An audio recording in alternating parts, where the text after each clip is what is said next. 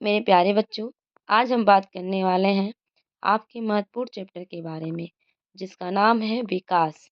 आज हम भाग 2 के बारे में जानते हैं राष्ट्रीय विकास क्या होता है।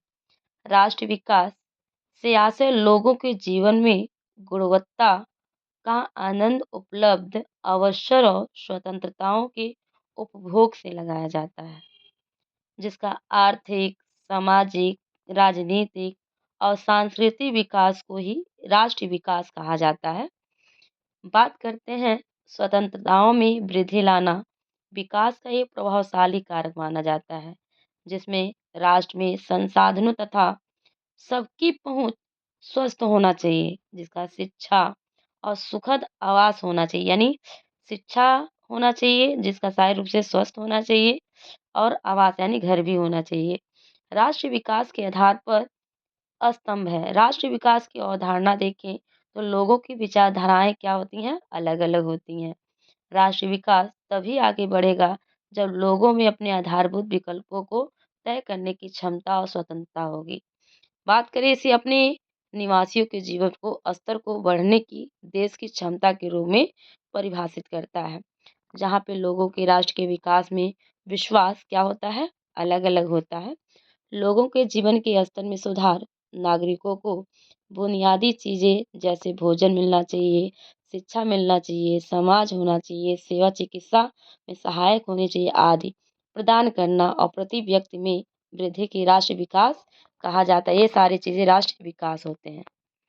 अब बात करते हैं आपके विभिन्न देशों या राज्यों में अंतर कैसे कर सकते हैं। देशों की तुलना करने के लिए आय की प्रमुख विशेषता होती है।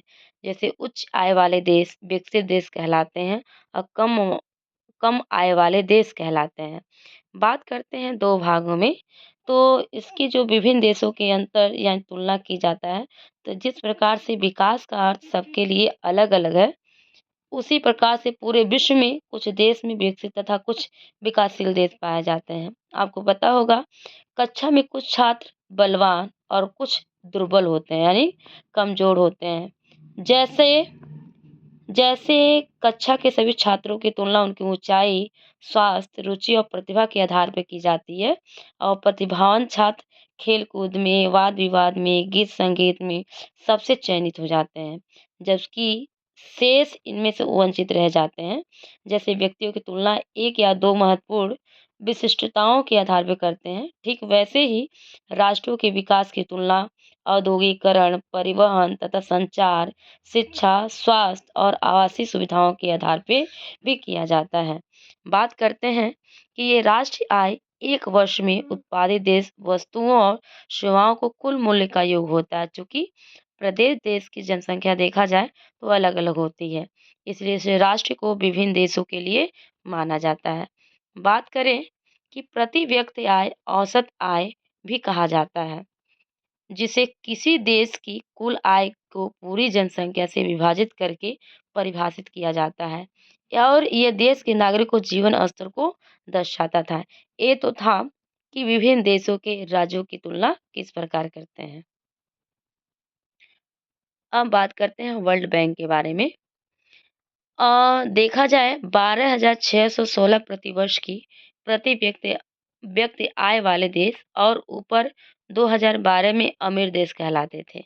जहां बात करें कि 1035 अमेरिकन डॉलर या उससे कम प्रति व्यक्ति वाले आय देशों को निम्न आय वाले देश कहा जाता था। बात करते हैं जो भारत के निम्न मध्यम आय वाले देश की श्रेणी में आते थे, क्योंकि 2012 में प्रति व्यक्ति आय सिर्फ 1530 कहे जाते थे। ये तो था वर्ल्ड बैंक। अब बात करते हैं आय और अन्य मानदंड के बारे में, ये क्या था। जब राष्ट्रों में लोगों की सोच मात्र आय तक सीमित नहीं होती है, तो वरन वे लोग क्या कहते हैं, समानता, स्वतंत्रता, सुरक्षा तथा सम्मान की व्यवस्था भी चाहते थे। अन्य देश या क्षेत्र के बारे में विचार करते हैं कि हम औसत आय के साथ साथ अन्य महत्वपूर्ण लक्ष्यों में ध्यान देते हैं। इसका निरीक्षण भी हम करते हैं। बहुत सारे ऐसे तालिका बनाए गए, जिसमें साक्षरता की बात करें तो साक्षरता दर 7 वर्ष और उससे अधिक आयु के लोगों को साक्षर जनसंख्या का अनुमान लिया जाता था। बात करें शुद्ध उपस्थिति अनुपात थी, जहाँ पर बात करें कि जो 14 वर्ष से लेकर के 15 वर्ष की आयु के स्कूल जाने वाले कुल बच्चों का उस आयु वर्ग के कुल बच्चों के 7% लगाया जाता था।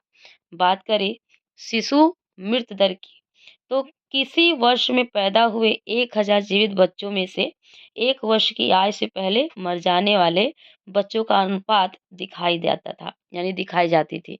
जिसमें बात करें जन्म के समय संभाविक आयु के बारे में बहुत सारी ऐसी चीज़ें थी, जो बताई जाती जन्म के समय बताई जाती थी। बात करें पुरुष और महिलाओं का अनुपात जो था, उसके बारे में बताई जाती थी। जिसमें देखें बॉडी मास और इंडेक्स आय के बारे में बात करें, तो ये सारी चीज़ें क्या था, आय और अन्य मानदंड बनाए जाते थे। जिससे पता चलता था कि देखा जाए कि बाल मृत्यु दर जो 10 यानी बिहार में 38, हरियाणा में 33, या इससे ज्ञात होता कि हरियाणा की आय अधिक होने के साथ-साथ बाल मृत्यु दर भी ऊँची होती थी। केरल में साक्षरता देखा जाए तो भी ऊँची है तथा उच्चतर आयु भी कहते थे, जहाँ पे संतानें माता-पिता को बहुत प्यारी होती थी और ऊँची बाल मृत्यु दर निश्चित होती थी, जहाँ उसके दुःख का कारण होती थी। भारत के महानगरों में ऊँचे-ऊँचे भवन तथा विशाल शॉपिंग मॉल भी हुआ करते थे। बिहार में 50% बच्चे भी स्कूल का मुँह नहीं देख पाते थे, जबकि केरल में 83% बच्चे क्या होते स्कूल दाखिला लेते थे और हरियाणा में स्कूल जाने के लिए बच्चों को प्रतिशत 63% होता था। तो ये तो थे आपके आय और अन्य मानदंड के बारे में। अब बात करते हैं सार्वजनिक सुविधाओं के बारे में। आपको पता होगा मानव को जीवन में सरलता पूर्वक और ठीक से जीने के लिए जिन जन सुविधाओं की आवश्यकता होती है, उन्हें क्या कहते हैं? सार्वजनिक सुविधा कहा जाता था। जैसे देखा जाए कि ये सरकार द्वारा प्रदान की जाने वाली सुविधाएँ हैं, जैसे स्कूल, परिवहन, बिजली, अस्पताल और आवास सुविधाएँ देखी जाती थी। जहाँ हम बात करते हैं कि भवन, ये सुविधाएँ महत्वपूर्ण है क्योंकि हम हर सुविधाओं को नहीं खरीद सकते थे। ये तो थी सार्वजनिक सुविधाएँ। बात करते हैं सतत विकास के लिए। ये विकास यह है जो आज की पीढ़ी की सभी ज़रूरतों को पूरा करता है। ये पर्यावरण को प्रभावित किए बिना भी राष्ट्र का विकास करता है और सतत विकास को प्राप्त करने के लिए हमें गैर नवीकरणीय संसाधनों जैसे कार्बन आधारित ईंधन का बुद्धिमानी से सहयोग करना पड़ता है। ये तो था आपके सतत विकास, जो हमारी ज़रूरतों को यानी आवश्यकताओं को जो पूरा करता है।